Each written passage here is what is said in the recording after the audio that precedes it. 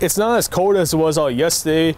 We have clear skies, but there is no wind chill, but it's still relatively cold outside. Right now I have this boiling pot of hot water. I'm going to try the boiling water trick. We toss it up in the air and it should turn into water vapor. Here we go. Lawrence says he does greatly appreciate the patience all citizens of St. Cloud have had, and especially those helping out their neighbors. And with the continued work of the snowplows and of the sunshine warming up the ice, the roads will be clean soon.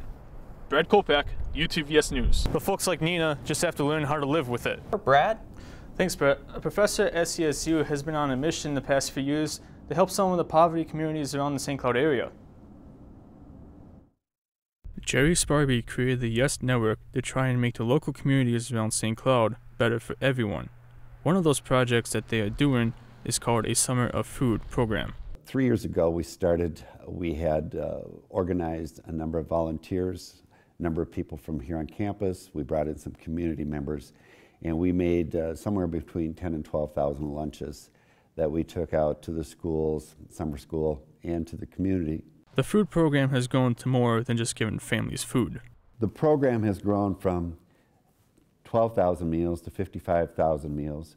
We have grown in the fact that we're engaging more students, more faculty, and more staff involved with the program as we develop. They found an added benefit to giving food to these families.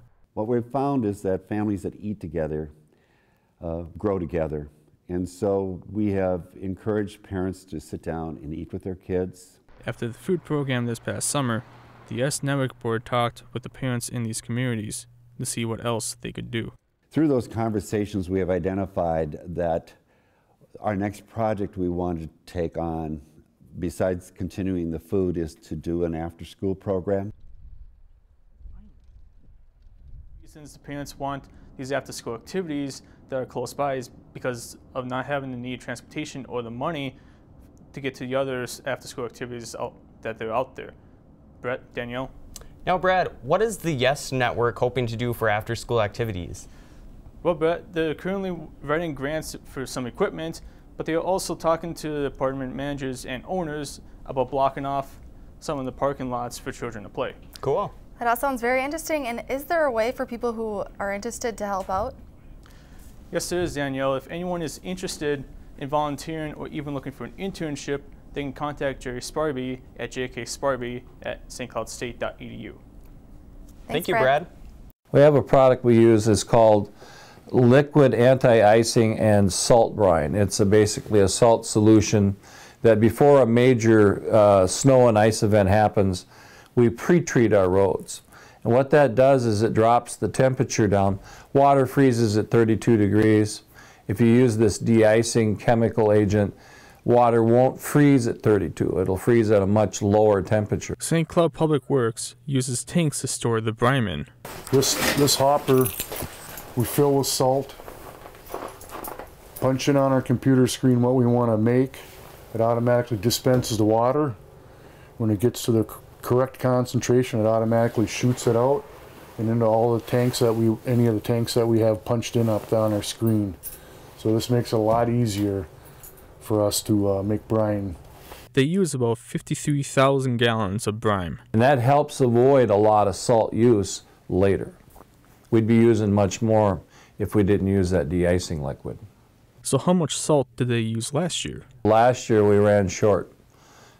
So that 3,022 tons was more than we had anticipated buying. We regulate the salt use rather religiously. We don't put any more or any less salt on unless the conditions change and it warrants that. How does Lawrence feel about the rest of the snow season? March is typically one of the snowiest months of the year.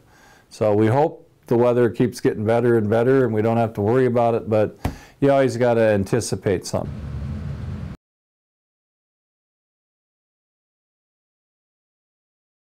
Usually February to me turns out to be like the coldest part of the year. I'm really anxious for it to be over. It's not fun to be frozen. It's not a true temperature You know, if you put a thermometer outside, it would not read -30 when the wind chill temperature is -30. It is intended to give us an idea of what it would feel like to us if the air were calm, or almost calm, and giving us that feeling of cold. The sun will warm you, so if you're standing in the sun, then it's not as bad as the wind chill temperature would indicate. It's not as cold as it was out yesterday. We have clear skies, but there is no wind chill, but it's still relatively cold outside. Right now I have this boiling pot of hot water. I'm going to try the boiling water trick. We toss it up in the air and it should turn into water vapor. Here we go.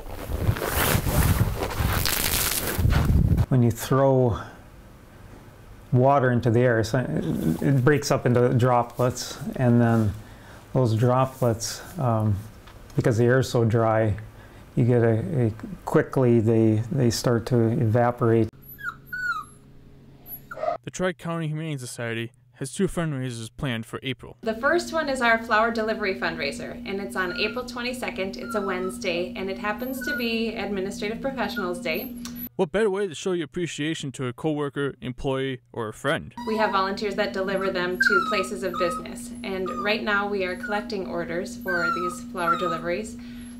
They have to be delivered to places of business. The next one is the biggest fundraiser of the year. On April 24th is our Wine Kibbles and Bids dinner and silent auction benefit for animals. Just how big is this event? The Wine Kibbles and Bids is a wine and beer tasting event. It's held at the St. Benedict Goreski Center, and we do a gourmet dinner. We have the wine and beer tasting provided by Coburn's Liquor. And then there's a huge silent auction. We have over 200 items on our silent auction of really wonderful, unique, fun things to bid on. There's also a raffle. They have been doing this event for a while. This year it's our 14th annual event doing this one. And it started out making around 9,000 to 10,000 the first few years, and we have reached it was about 51,000 last year. It's just grown immensely. I believe there was about 250 attendees last year. The tickets are $65 per person, or you can sponsor a table for $10 and have a reserved signage on the table, and that's $800 to sponsor a table for $10.